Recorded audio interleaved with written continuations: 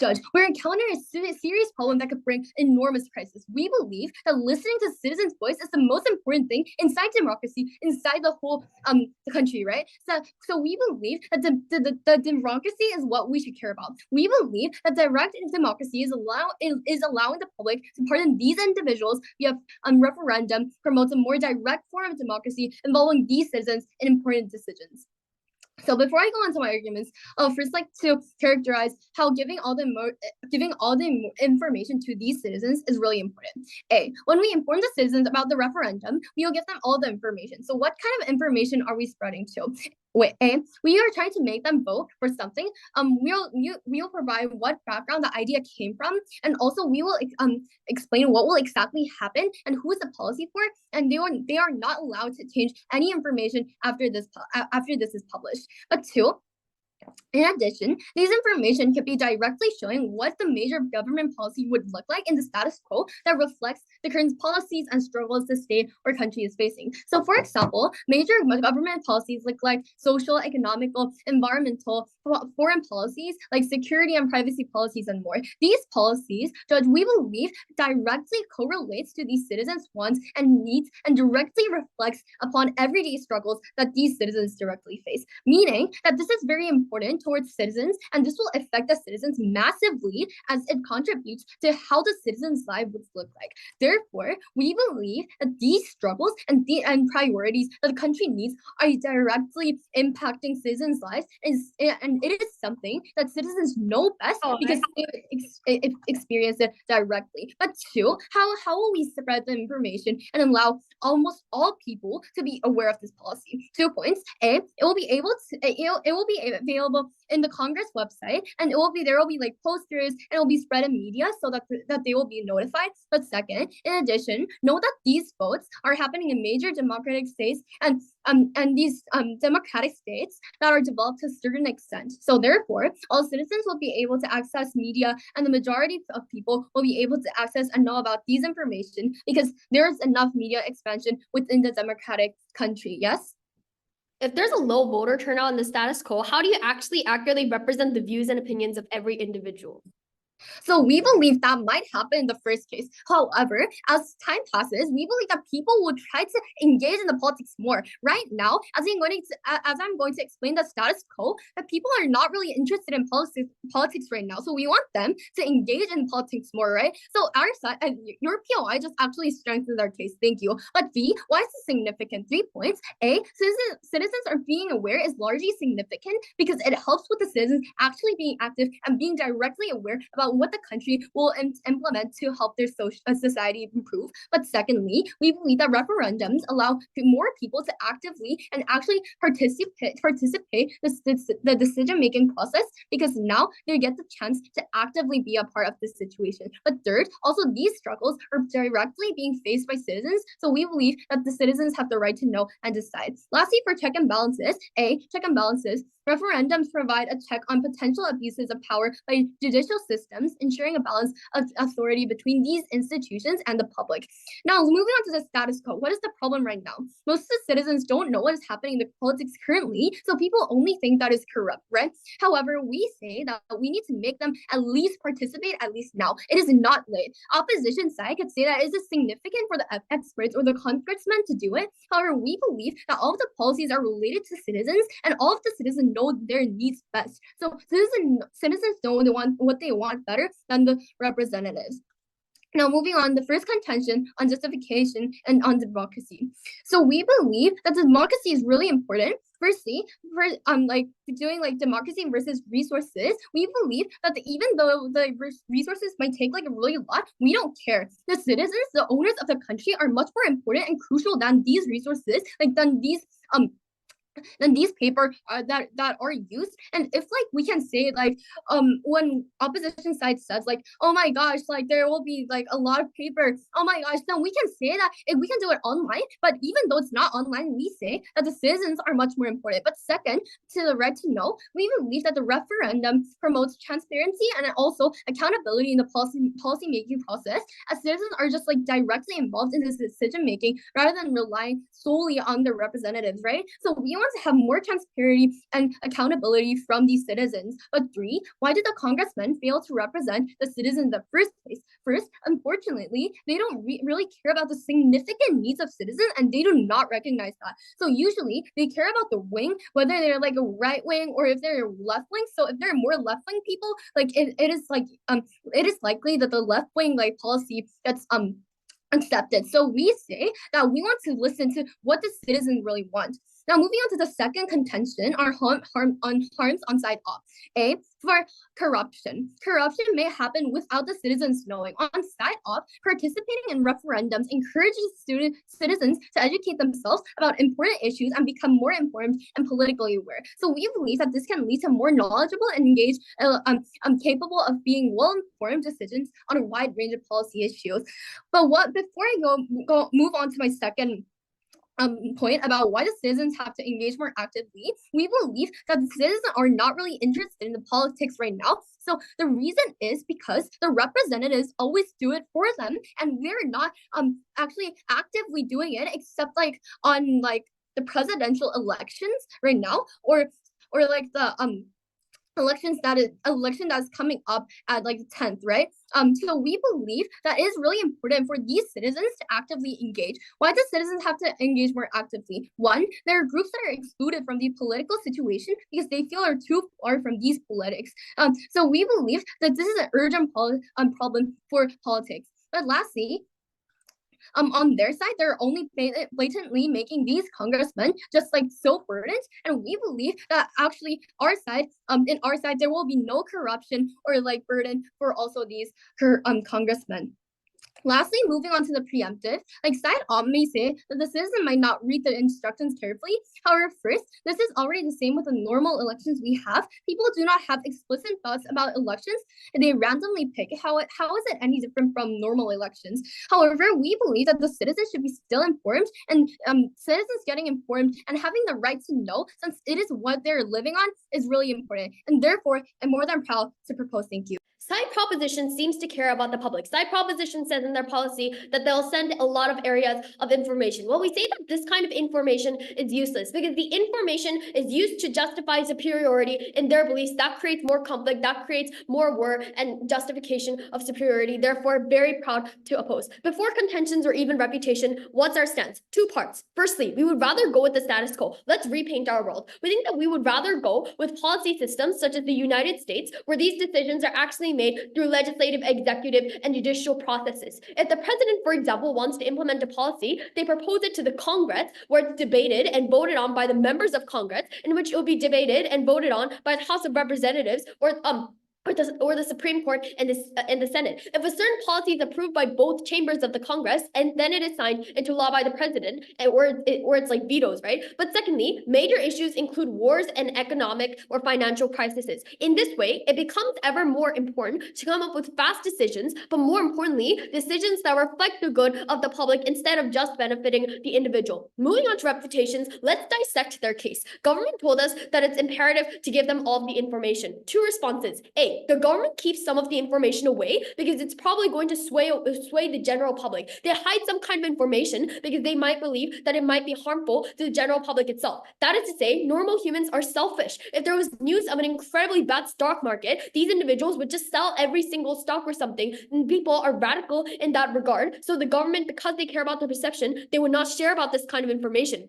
But secondly, note that information is inaccessible to many, many people. This is the reason why there's a low voter turnout. In fact, interest in politics comparatively, even though we assume that like a lot of people are interested in politics, that's not necessarily a good thing, because if there's interest in politics, that means there's more reason for conflict and such. Now, government told us that it's supposed to be direct voting. 2 ways of dissecting this. Firstly, okay, the House of Representatives has 3 branches in government that are supposed to reflect off of what everyone thinks in their state, and they have the political and economic obligation to do so. It's mutually mitigated at best. We say that citizens are actually very involved in the process of it in general. The political representatives represent the needs of the public. Why is this so? Citizens care about themselves. Information is useless under their side, and no, the preemptive is wrong. We say that even if Of course, maybe individuals might actually read the instructions manual, right? But information is useless because even if you provide them information, they use information to justify their stance on their individual needs. Just because you provide them a lot of information doesn't mean they're going to come up with the most rational decisions for the decision of the general public. They're going to care about themselves and their survival, especially in these crises where individual needs are more important. Secondly, this is not mutually exclusive. As soon as they said the word corruption, we know that we win this debate. This is a democracy, which is basically ground zero. We have representatives, we have government, we have governors. They never prove why this is harmful. Also, we say corruption is not really corruption isn't really a good point. It's actually very odd coming from their side because political representatives are actually chosen by a very, very elaborate process. Laws are basically made by a very elaborate process by the citizens themselves. Citizens already have a very high voice in the status quo, and in fact, that's what democracy is all about. But it doesn't necessarily have to be direct. Also, the reason why political representatives are likely to care about the public is because they care about perception, while individuals are supposed to care about themselves. They're not like entities or companies that are profit oriented. So there's a very high distinction. Two arguments. First argument on the problems with direct democracy. Four structural problems. Firstly, referendums aren't representative of the entirety of the population. The problem in the status quo is that there's a very low voter turnout. Let's flip this around on side government. We think that even if the government wants a perfect balance so that everyone magically turns up to vote or something, this will never happen. Why is this so? We think that not everyone will turn up to vote. They believe that essentially voting for the least worst candidate, even in these presidential elections, this already happens, right? Here's the problem in the status quo. If they want to reflect everyone's votes for these policies or not, they have no choice but to make every single person have to vote, which is theoretically, but realistically and logically impossible. Even if we bite the bullet and then speak that it is possible, we think that it directly goes against their direct human rights. The government would have to change the policy so that forces every single person to vote. And also individuals are probably going to think that the government is corrupt now because the government is only providing them information so that they can be lured to vote in the first place. Secondly, under their side, there is very extremely narrow margin division of groups such as Republicans and Democrats, especially in situations of crisis. For example, in January 26, where a lot of people were killed, we say in these kinds of radical situations, it's more than important to actually ensure the fact that political representatives are able to silence this problem out. Thirdly, the majority of people don't understand these issues, but before that, any POIs? 3, 2, 1, never mind. We say that individuals have a very, very limited scope of political knowledge and expertise. But even though this point was taken down by the policy, even if they do, if there was a Great Depression 2.0 and you're deciding policies to alleviate that, I think the normal sane person would just choose things that benefit themselves, not anything related to alleviating this crisis. It doesn't matter if you provide them information because that's not really going to work. For example, when you're choosing a presidential candidate and you work in the pharmaceutical sector, even if you know every other sector, you would choose a Republican because Republicans emphasize the fact that pharmaceutical sector or like the company in general is very good for the economy. But fourthly, there's a waste of resources. We say that because it takes too long, it's probably going to hurt the economy, especially in times of crisis like war or whatnot. There's a very imperative need to make fast and efficient decisions. We say that the public is probably going to take too long because referendums itself take too long. This was never mechanized or emphasized. Second argument on how, on the flip side, our counterfactual solves all of these problems. We think that these representatives are the best actors because of two reasons. Firstly, we think that they have much more expertise, deliberation, and whatnot. That is to say that these legislative processes directly have representatives. They directly have actual officials who deliberate on these complex policy measures with actual knowledge from experts and very precise steps of making laws in the first place. We think that with these deliberations and expertise, the public is able to actually understand. Also, it's not as if this kind of information is going to be hidden from the public. Please note that political representatives often send out messages to the public by saying these laws are once being enforced. Usually, laws are always nationalized or they're globalized to an extent where everyone's able to know. Also, if citizens are really unhappy with political figures, a democracy already states that, for example, if a president is being really bad to you, then you can actually throw them overboard. So citizens already have a very high voice in society. But secondly, we think that the normal people have much credible information about political things and whatnot. Similarly, if we compare these representatives versus these normal people, we can already see the differentiation between time as well as the knowledge that they have and the capacity that they have to actually make sure that they have good decisions for the people. On the flip side, our side provides you political representatives scientists that are not only certified experts, but something that the entire public concedes that they should be the ultimate decision makers in a time of crisis. This is why we comparatively win. We challenge side government to defend this world, and please respond. Good luck to them. Thank you. Judge, opposition seems to not care about the citizens. They talk a lot about how they will the representatives already represent the citizens. They don't think of what the citizens actually think. The representation of the citizens, it's based on what the candidates want for them to do. It's not about the exact policies that may not reflect the minds of the citizens. Straight into rebuttals. So they talk about how the House of Representatives have an obligation to think about the citizens and that they represent the needs of the public. So there's one big problem here. The public just voted for them because of the conditions that they have raised when they were in the election period. And the policies that they actually make may not represent the thoughts of the public. It may change constantly. And that is why we need to ask the public. They just don't think about the citizens and just think about that the election process is a fair and good election process, and it should be. And we're not saying that it is unfair, but we are saying that the citizens' minds might change, that the citizens may not like the exact policy that the politicians are talking about. That is why we need the referendum. And they talk about how the information is useless, that they will choose the side that benefits them, and that they will justify the stance on the individual's needs. But first of all, one question, why is this bad? Because this is their life and the choices they make, and we should respect their choices. And second of all, even though they only think about themselves and they think about their own individual needs, it still reflects the public's opinion, because if there's more people who think a certain way about their own needs, that means that that's the majority, so we should go for their side, not this side, where not the side where they're all of those individual needs are just ignored and everything is best for the country. Yes. If a person was faced with the Great Depression, would they make the selfish choice for their own gains or the good choice for the majority of society? So that's the problem. You just didn't listen to what I exactly said. What I'm saying is that this is not bad because this is what they think, and this their life is related to this. And if the majority think the government should make an action for a certain problem, that's what the majority thinks. That's what the citizens think. So that is why we should go with them. That is the whole reason why elections exist. So that point just strengthens our point. And they talk about how referendums are not representatives and there'll be low voter turnout. So first, this is the same for side opposition. There's still a low voter turnout for on status quo in the first place.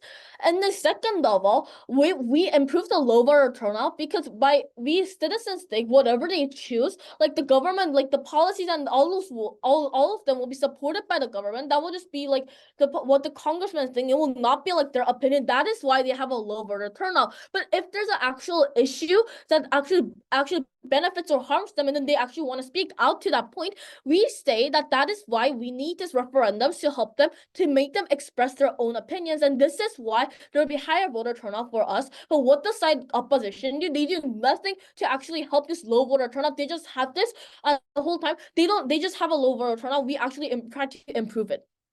And second of all, they say that if the policies that they suggest are bad, they can just throw them over. Then if this is the case, why go through this process in the first place when they can just vote for the policies that they think? If they're bad and we throw them over, that means that's going to be more chaos. But if we just go through the voting process in the first place, this wouldn't happen, right? And second of all, this what Congress chooses is just based on so they talk about how it's a very narrow choice of right wing and left wing. That's the problem, because then if there's more right wing, for example, the left wing opinions will be ignored. But the voters, if they actually can choose what's better for them, they can actually express their opinion. High voter turnout, much better for our side. What do? They just think of throwing them over every time they have they don't like the policy. That is why their side is problematic. And they talk about corruption and how political representatives are created by elaborate processes. They don't necessarily explain why it is not corrupt on their side, first of all, and second of all, they don't provide mechanization or metric of why it's not corrupt. Our PM, our Prime Minister, have already explained that corruption happened because citizens are not actively, directly participating in politics, and this is when I was saying, this is why we need a high voter turnout. This is why you should promote our side. Their side has a low voting turnout. They don't think of the citizens. They only think of what the congressmen think. That is why it is bad for their side. And that is why you should vote for our side. Now, moving on their contention on exclusivity. So why is the benefit exclusive on our side? So what is the benefit? We have direct democracy. What their side doesn't have is they just elect the president and the congressman and it's over. They choose all the policies, they choose everything. And they talked about how the important things are about war and war, environment, economy. First of all, about war, it's important that what the citizens think, because the citizens may not want the war in the first place. It's not the government choice to do that. The citizens, if they do not want the war, they have the right to not do it, because if they have a war, they have the obligation to actually participate in the war, which is very unfair for them. That's just one example. We have tons of more examples of why on their side this isn't promoted, and this is why the citizens should vote for themselves, what the citizens think for themselves rather than what the government thinks. And also, what do they suggest? They say that direct democracy will happen in their side because the representatives have nothing wrong and the congressmen already know what is happening. So what's the problem here? The congressmen, of course, they know what is happening, but they don't know what the citizens think. The citizens' opinions are just ignored by them. They just think what is good for the country, but what is good for the country may not be something that's beneficial for the citizens. And also, their side could say that people might choose selfish choices than the choices that are good for the public. I mean, those radical policies won't come up in the first place, and even if it does, we believe that this won't happen. Why? Because there are a lot of people, and if there's only like a small portion that supports like these radical policies, that means the bigger portion will be support because it's an election, right? Which means that the citizens' voting will be taken into account, which will be more beneficial. If you're a citizen of a certain country, would you want the politicians, the congressmen, to choose everything, and then just you get a script of your right? We don't think that's the case, and we believe that our side at least provides diverse ideas rather than just several congressmen. These congressmen are only creating selfish ideas for them. We believe that this creates a more corruption on their side because there's less people to discuss about it, to think about it, and to argue about it on their side. And in that logic, can people, let's say that people choose it for a selfish opinion, even though that is the case, we don't think that is problematic. They're choosing about their lives. Why is that wrong? And second of all, why is the harm happening on their side exclusive? The harm on their side that is only happening on their side because citizens cannot personally engage in trying to solve their problems. They're not putting any efforts to care about the minorities. They do not try to listen to these minorities' thoughts because they're only trying to meet their own needs that they think. It's not about what the citizens think. Therefore, more than proud to propose. Thank you. Opposition's model is very simple. When we have representatives, we vote and we trust to manage these vital issues. We maximize representation because most people vote in these representative elections to choose the representative. That means that the representative is indeed the most representative of the major population, which we satisfy, hence maximizing the purposes of democracy. Here's our main comparative. When there's a war, we need the 50 representatives of each state to act fast. We support the expertise of these legally certified individuals in the short time they take to vote, which is mutually exclusive, because you cannot expect 400 million people to vote in 1 hour, and this is the 1 hour where lives are lost, where the war or crisis may escalate to deal permanent damage, right? Some refutations. Firstly, they said democracy is maximized under government and talked about notifying people, and they said people have the right to know, right? I'm gonna make 3 rebuttals here. Firstly, this is not true. 2 points here. A, the government fails to account for the low voter turnout. Elo already told you that a good percentage of people don't show up to the presidential election, which is the greatest election. So we tell you in other minor elections, like these major issue elections, even less people are going to show up. That's the premise I work on today. So here, 3 points here. Firstly, major issues happen during random times of the day, let it be midnight or Monday afternoon, where everybody is working. It's irresponsible to assume everyone would wake up at 2 a.m. when Russia starts invading, or when they would leave their job to vote about the major issue of increasing environmental problems. But secondly, note that government doesn't prove what a major issue is. Hence, it's reasonable to assume that it can be both a direct issue like a war or an indirect issue like whether the United States should sign an environmental treaty. And in both ways, people won't be interested, and even if they are interested, it would take weeks to take votes, count the votes, and display the votes, right? And we told you during that time, Russia could have taken over America, or a conflict or economic recession could have escalated to a point of no return. But furthermore, major issues about giving aid to Ukraine or whatnot happen almost daily. And we tell you in government's world, That means all these issues are turned into elections, right? But thirdly, this is especially problematic when really the voter turnout is really low, because if it's only the radicalists or the supremacists or the racists voting because the majority isn't interested, it's rather the opposite of representation, but even more catastrophic effects. But B, the government undermines democracy because the purpose of representatives is diminished, right? know why? Okay, I'll accept it later. Democracy is about trusting the people you vote to support you, and they represent you. When you expect citizens to do all the work themselves, democracy is ruined to some extent. But I question, what's the point of having a representative, a governor, and a president in a presidential election if you don't trust them and if you don't give them power? Under government's rule, the government has no power. It's just citizens controlling everything. So really, what's the point of having a government under government's world and government's model? I don't understand. Yeah, I'll accept your POI. So what does your side do to have higher vote turnout in that case? We tell you, look, we don't need voter turnout to vote on these major issues. We already have representatives doing everything. We already have representatives controlling everything, and they're basically the main panel that votes on these major issues. So voter turnout isn't really a problem on our side, except when it comes to these representatives presidential elections.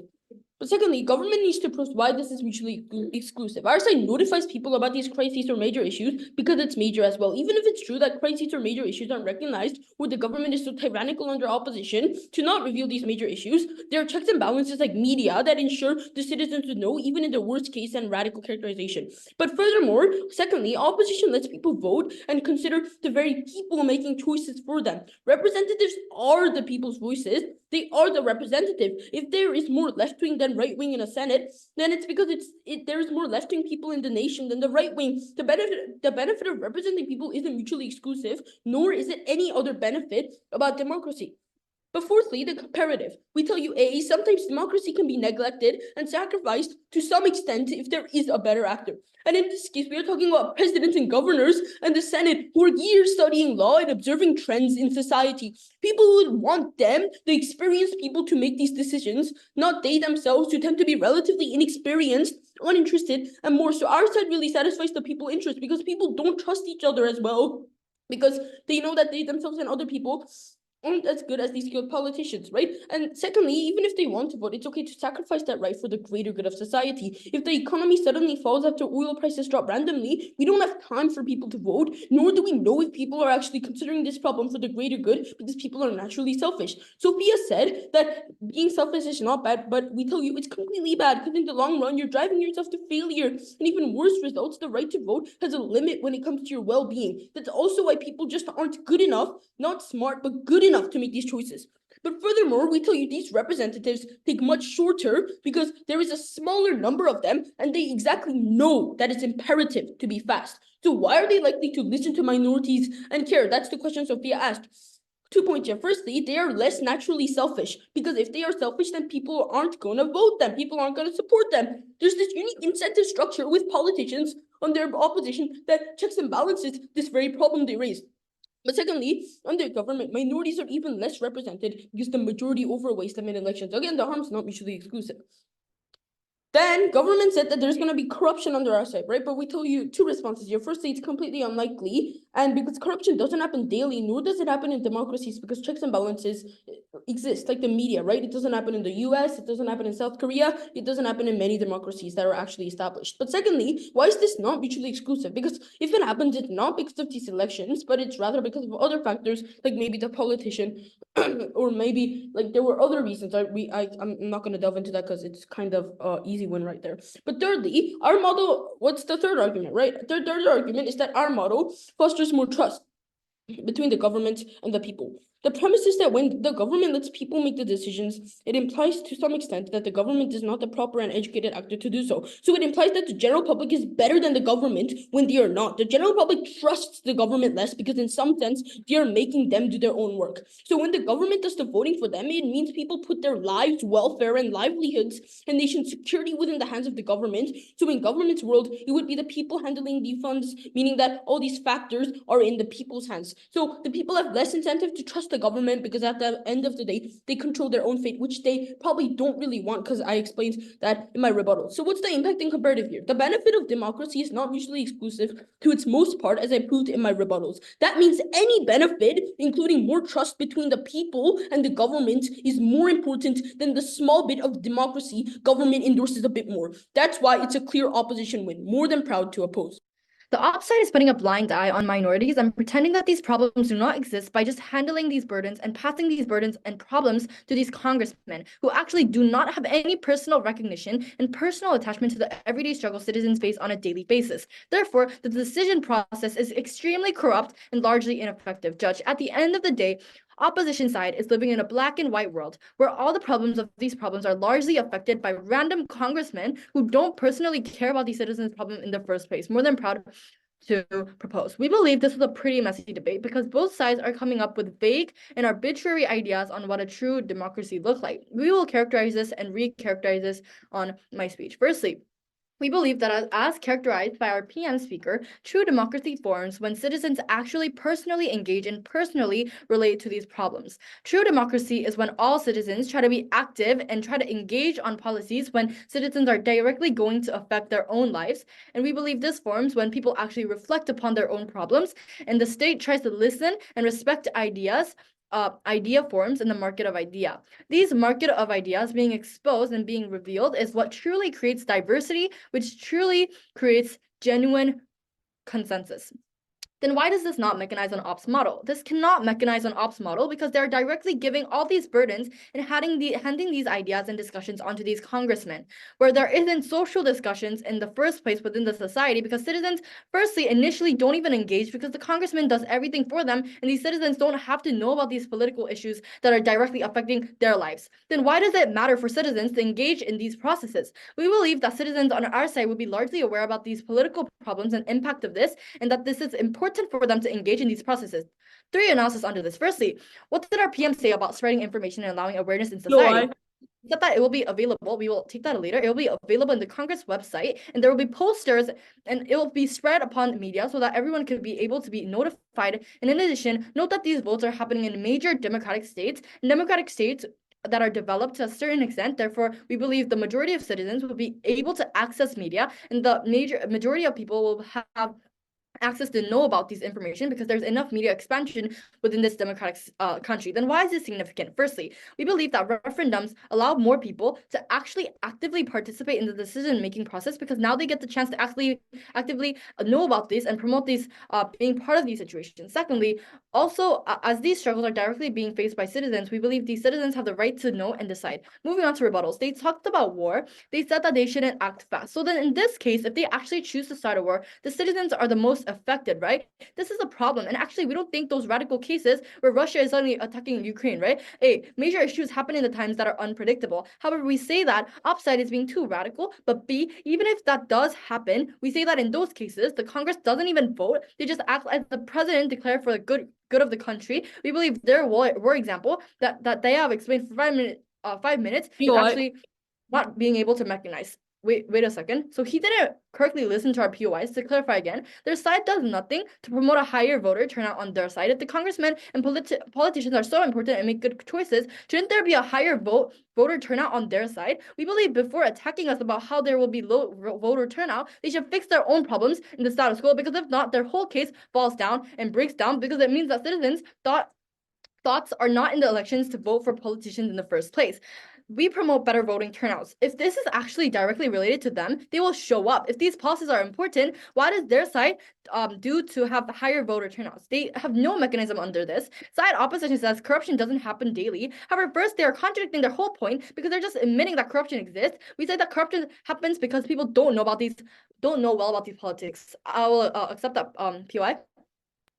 Why do people want to participate and have these elections as a duty? What's the mutually exclusive incentive structure other than they want to be represented directly? Okay, So firstly, we believe that these citizens are actually facing these problems themselves and personally. These are actually getting faced by these citizens on a daily basis, right? These struggles and problems are directly related to the citizens. Therefore, they have the incentive to engage in this and to be directly attracted to actually solve these problems, because these problems are the ones that they're facing and having struggles and challenges with every single day. Moving on to our first class, which side creates a true democracy? Judge, from the get-go, we believe that this will, and on our side, we will increase democratic participation, because we believe that referendums actually provide a direct mean for citizens to actually participate. This actually directly replies to their POI about engagement in the decision-making process, giving them more active role in shaping government politics. This can actually enhance civic engagement and promote a sense of ownership and responsibility among their ideas and their problems. Secondly, we believe that fostering this political education and participating in these referendums encourage citizens to actually educate themselves about important issues and become more informed and politically aware. This can lead to actually more knowledgeable and engaged electorates and more engaged discussions that are capable of making well-informed decisions on a wide range of political and policy issues. Then why do our side also protect minority rights? We believe that we also protect minority rights because we believe that referendums actually creates the safeguard in this place that they can rely on, where minority rights are ensured that policies with significant societal implications receive like broader public support, because now they have the control over their own problems, and they have the control to decide their whether to how they will address their problems and achieve the solvency of their problem, right? By allowing all citizens to have a say in important decisions, we believe that referendums can actually mitigate the risk of marginalizing or excluding minority groups from these political processes. Secondly, we believe that it creates a more responsive government, because we believe that referendums can actually serve as this tool and resource for governments to actually pay more attention to the public opinions and respond to the preferences of their constituents in a more direct manner, because now these people have the direct control over their own problems into trying to fix their problem, right? This can help ensure the government policies better to reflect the interests and values of what the people are actually serving. On to our second class on transparency and the accountability. Firstly, we believe that we promote transparency better because referendums promote transparency by making decision-making processes more visible to the public. What this means is that when major policy decisions are actually subject to public scrutiny and debate, it can actually enhance the government actions and increase public trust in the democratic system, because now we know how these decision-making processes are being created, and now citizens are aware of how these challenges and processes are becoming solved. Secondly, we believe that we enhance accountability, because by directly involving citizens in decision-making problems, politicians are held more directly accountable to the will of the people as reflected in referendum outcomes. Therefore, we are more than proud to propose. Thank you. Panel, if you're really confused about side governance case, I don't think you're alone. They talk about how more people will turn up, and so all of their problems are magically solved without any mechanism, and then talk about how we have corruption. Really problematic. I think if we just prove the likelihood of better decisions under our side, we win this debate by a really clear margin. Government is literally forcing people to stand in front of ballot boxes and to vote for every single policy decision, whatever it is, whatever condition it is, whenever it is, even if it's during the COVID pandemic. They would force these people to vote on spending bills and extra compensation for people suffering from COVID. Oppose. Two things. First, clash on which side can actually make better decisions. 3 points here. First, on representative. Let's actually repaint our world. Two things here. A, let's explore the actual likelihood of their stance. We think 5 points here as well. One, referendums lack representation of the entire population because of low voter turnout in the current poll. We think even though there was no mechanism from their side why more people would just magically turn up, even if people do turn up, it's probably going to be because of their own selfish needs. That is to say, people will just try to go with what their own selfish needs want. If a candidate, if you vote for them, is going to give you $100,000 to every person because people want more money, no matter what, they'll probably vote for them in the presidential election. Similarly, even if they want to achieve perfect voter turnouts or whatnot, they can't actually give the whole of population without downright forcing people to vote. We don't understand their likelihood of this happening. But three, even for the presidential election, we think that the status quo is just voting for the least worst candidate, which means that they don't have any incentive to come vote in the first place, even on their side. 5, note that the government policy decisions occur every month or whatnot. This directly means that there's no incentive for citizens to turn up for these ballot boxes and vote every single month or whatnot. But listen, if if they don't turn up like every month or whatnot, like this is just like directly mitigating their point on transparency. It doesn't work. But 6, note that people themselves don't want this duty. Deputy hinted on this, but let me delve more into this. 2 things. 1, we think lots of people think it's really cumbersome that they're effectively given the duty to vote when they're already voted on representatives to manage their votes. 2, we think these struggles and problems they directly face aren't good enough to actually incentivize people to vote. We think the presidential election is the greatest and the most impactful election. Why is that at least 1/3 of the population don't even show up for these elections? It's because even if it affects them, it's not enough to care. Under that premise, we think their mechanism of why people would vote and why people actually want this duty simply isn't true. Second point on the citizens' incentive. I'll take it later. Let's explore the actual likelihood of this happening as well. We think that under our side, where the government assumes responsibility for voting, we think it directly signifies that individuals are directly entrusting their lives, welfare, livelihoods in these governments. We think individuals have less motivation to effectively place their trust in the government as they ultimately control their own destinies. We think increased trust in the government leads to the actual accumulation of social capital, enabling the government to undertake reforms even more, and there will be more participation at the end of the day. Before I go on, yes, I'll take your point. If what you say about low voter turnout for elections is true, then you just contradict your whole case because what you do is just like it will not like fully reflect the citizens' perspectives. Okay, look, my analysis is that like even if we say that there's like a lot of voter turnout under your side, we think that this still happens. I'll directly respond to that point one more time because you just so want it. What does their side look like then? Listen, humans are selfish. They go with what they want for their own needs in the first place. Dana and like Ellie saying that these like issues personally affecting them is what directly makes the voting system even more corrupt. We think that the will of the people means that their incentive structures are really personal. On the other hand, we think politicians are less selfish because they have the incentive to get voted. To get voted, they need to maintain a correct reputation and credibility, which is the very incentive structure that is actually more than enough in the status quo to prevent these kind of human problems from actually manifesting to the degree of the government. Even if this is all false, let's effectively bring the debate back to the likelihood from this incredibly messy debate that's how government made it. 2 things. A, it takes too long. We think that this just directly hurts the country as a whole, especially in times of crises like wars or whatnot, Great Depressions, whatnot. We think that there's an actual imperative need to make fast decisions. But B, we think government also needs to prove their exclusivity. We think RSEC directly notifies people about these crises or like these major issues because it's also major as well at the end of the day. Second class on the actual differentiation of these representatives on citizens. 2 things. 1, we think that the differentiation between these citizens and representatives are like really big, right? Firstly, we think that the legislative processes already have a really like clear skill level from these normal people. Why is this though? We think that from the get-go, they already have a comparatively better understanding of how politics works, and we think that they can actually have the expertise and the deliberation of these like experts and whatnot. Why is this so important? We think that is because it actually allows these experts to talk to them and actually inform them on the best possible decision. For example, if there's like another economic like crisis or not. But secondly, we think that the general populace will not even have the most general knowledge in the status quo. Why is this? Okay, the government public doesn't analyze trends relating politics. They don't work in the Center for Disease Control. They don't work in the FDA. We think even individuals who go to private schools, whatnot, like even if they listen to economics class, we think that they're not suited for every single policy decision that the government bombards to us at the end of the day.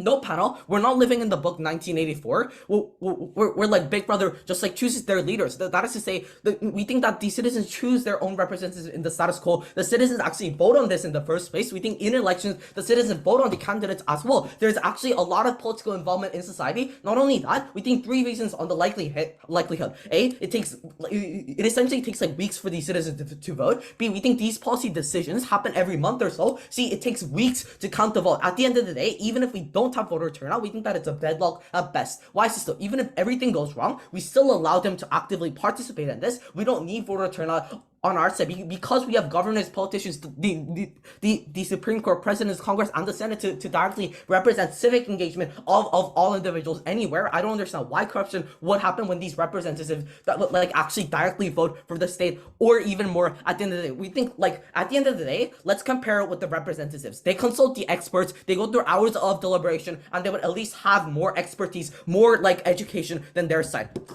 Very clear opposition win. As our whip clearly said in his speech, if you're confused on side government's case, you can trust me that you're not alone. I don't think side government is doing the right burden push in today's debate. It's not our burden on why we have better voter turnout, because that's a harm under our side, their side, but it was our burden to prove how these political representatives are the best actors to represent the general voice of the public, which we think is very important because it acts as they already characterize at the time of crisis. The moment they say that citizens voting for their own good isn't necessarily problematic already shows me that it's a very, very clear opposition win. Opposition win. First issue, who benefits the general interest of the public? Let's look at the incentive structure of the two main stakeholders. Firstly, the people, or like the general voters in general. So Dana and Ellie actually proved our point. If these issues of crises directly and personally affects individuals, that makes it so much more likely for them to vote for themselves and not the general public. For example, if the entire economy is falling, but the pharmaceutical company is failing the most, you wouldn't vote to invest more government funds in the pharmaceutical sector if you work in finance. You would vote to invest in finance rather than pharmaceutical. In this way, priorities are faltered and distorted. The incentive structure of individuals is that they care about themselves. It doesn't matter if side government skirts around the definition of major policy decisions by saying that this directly impacts individuals, because this inherently harms their case. Why is it so harmful? Because side government makes us so confused by saying how individual voting is a good thing. Priorities shift away from the actual focus of politics in general. Them saying that it's good literally goes against the definition and motive of the government and politics. What you want to do is, we don't want to make individuals survive. We want to make the public survive. And I think if you have a very moral, certain standard moral compass, I think you would agree with me. We say that if you want to save individuals and like a few amount of individuals by voting for a certain thing and have more conflict within each other, the only reason why there are a lot of left-wing,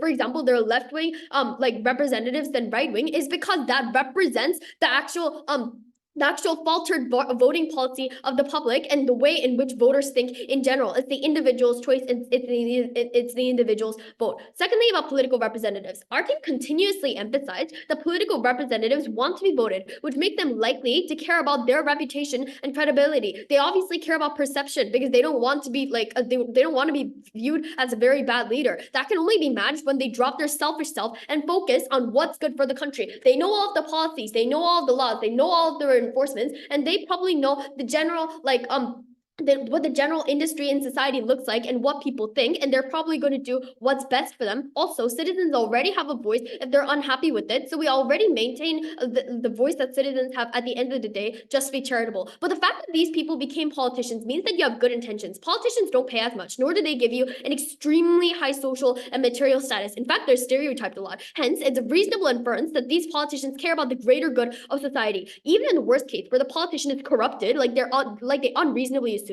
we tell you that it's better than government because the 50 governors who are forced to vote aren't all corrupted, but the 20 million that show up to the election could be radical racist. Second issue, who promotes more trust between people and the government? When we put the country's faith in the government's hands, people are directly incentivized to support their government, and they're putting their life in the government's hands. The people would not want those who control their lives and potential future to be untrusted, so more trust will be felt. Why is this necessarily a benefit? He said people relatively trust the governments in the status quo to some extent to have them control nuclear bombs, make environmental treaties, and prevent corruption as a whole. We say that people are more likely to vote unlikely to vote under side government. Although I already told you that people aren't interested enough in voting on presidential elections, which is already the most important election, which means that less people will vote for these major issues like war, and that also means that it's time for people to vote. They don't want to vote unless they're actually really encouraged. But forgetting about simple harms and benefits, which side comparatively outweighs the other? Government values democracy over anything else and the direct representation of people. We tell you it's okay to sacrifice the right to vote on a war where there are better actors and in means of protecting citizens in general. In this case, representatives are experienced individuals who have been through law school, and in times of war or sun rises in inflation, fast and accurate action is utmost necessary to the full extent for the security of the citizens themselves. For all of these reasons, very proud to stand on side opposition. Thank you. Judge, they barely rebutted her major cases, not really rebutting her points by resources, and never explaining how they could achieve better democracy. Their rebuttals were only based on their arguments, and what they only explain continuously is that there will be a lower voting turnout we had already rebutted. We say that this will not happen, and at the end of the day, they're just leaving the citizens to not be engaged in politics. They do not explain how they can necessarily make the citizens engage in politics. So before all of it, side op says corruption doesn't happen daily. As we explain continuously, however, first, they're contradicting their whole point because they just admitted that corruption exists. We say that corruption happens because people don't know about politics. And as I just said, they don't give an actually practical alternative to what how they're gonna make their citizens engaged and self-motivated to be engaged in politics, right? What they only explain is that the representatives will do all of them. We believe that this is not true. What we say is that the representatives don't represent them actually. They don't when these representatives are elected, they don't know what policy will come out in the left wing and the right wing, right? So that's why we say that's what we said. That representatives couldn't represent all of the policies that these citizens want, right? So, and also, second, side op never proves why these political representatives will not only vote on their wing and vote for the better policy, right? They could just vote on their wing, but they don't explain on why they don't vote on their wing. Don't laugh, Annabelle. And also, moving on to their clarifications, you need to so first, we believe that judge, their whole case is completely knocked down because the LO contradicted her own first speech. She tell us that low voter turnout is not their burden, but then they say that their burden is to prove that these politicians reflect the citizens' own arguments. This contradicts because if that is the case, they have a low voter turnout on elections, quote unquote, meaning that the politicians do not directly reflect these citizens' thoughts, never proved by. But on our side, we have a higher voter turnout because if they are actually interested in these policies, they will vote, resulting in higher voter turnout. Judge, their whole case falls. They say that they want fast decisions in time of war. First, we believe that this is a very radical example. But second, as we explained, we already told you that in these times of war, even Congress doesn't vote. We say that in these times, this is some emergency situation. We usually we usually act in the way that these presidents declare for the good of their citizens, right? Now, moving on to the next issue of who is more selfish, or individuals or large decision-making congressmen. Judge, we believe that there's a clear line of individuals being selfish or congressmen being more selfish. True analysis under this. A, we agree to the point that individuals are more selfish. Yes, of course, they're selfish. They don't try to help the climate because they think factories matter more than green grasslands. So they choose their own priority, like money before things like empathy and sympathy. Okay, we agree to this point. However, we don't think this point does any impact to their case because even if they are selfish, we believe as people have to address their opinions to the public, and these ideas are combined and addressed out towards the public. We believe citizens will try to build the best consensus that qualifies and fulfills most of the citizens' wants and needs. We believe that these selfish desires will blend in, and these selfish desires will be mitigated by the public because more people means more ideas, and more ideas mean more diverse situations, and diverse situations leads to better consensus. So why would this create a better consensus?